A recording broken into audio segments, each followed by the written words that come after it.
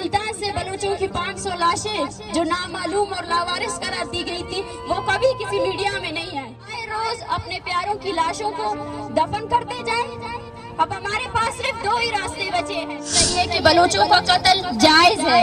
اس ریاست کی ہر حکومت، ہر سیاستدان، ہر عدلیہ، تمام ادارے ہزاروں دفعہ ہزاروں وعدے کر چکے ہیں، ہزاروں قانون بنا چکے ہیں، لیکن کسی بھی آئین اور قانون پر کبھی عمل درآمد نہیں ہو سکا.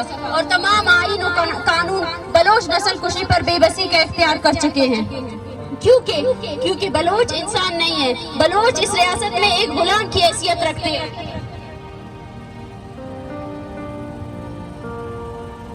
بلوچ نسل کشی پر اس ریاست کا یہ بیانیہ کہ جی بلوچ کو تو فوج مار رہی ہے، بلوچ کا قتل تو فوج کر رہا ہے. نہیں، آج ہم سب کہتے ہیں کہ بلوچ کا صرف فوج نہیں قتل کر رہا، بلکہ اس ریاست کا ہر ایک ادارہ بلوچ کی قتل میں ملوث ہے. ہمیں قتل عام کرنے میں اس ملک کا تمام پارلیمانی ادارے، عدلیہ، وکلا، تمام کے تمام ادارے بلوچ کی نسل کشی میں یکساں طور پر شامل ہیں، میں لگے ہوئے ہیں.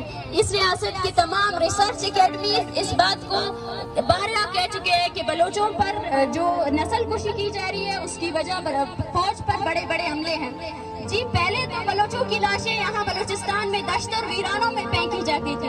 انہیں آپ انڈیا کا اور راہ کا اور اپنے جو آپ نے ایک دشمن بنائے ہوئے ہیں ان سب کا ایک بیانیہ کہتے تھے کہ یہ ایک اینٹی اسٹیٹ نیریٹو ہے. لیکن اس وقت آپ سب لوگ کہاں تھے جب آپ لوگوں کے ہی جگہ میں ملتان میں پنجاب میں بلوچوں کی 500 لاشیں ماری؟ ان لاشوں کو آپ لوگ کیسے چھپائیں گے؟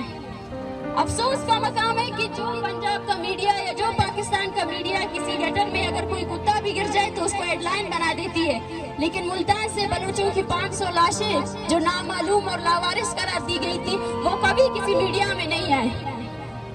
اس بات سے صاف ظاہر ہوتا ہے کہ وہ لاشیں لاوارث نہیں تھی. لاوارث یہ ریاست ہے جس کے ادارے اپنی مرضی سے یہاں پہ موجود قوموں کی نسل کشی کر رہے ہیں.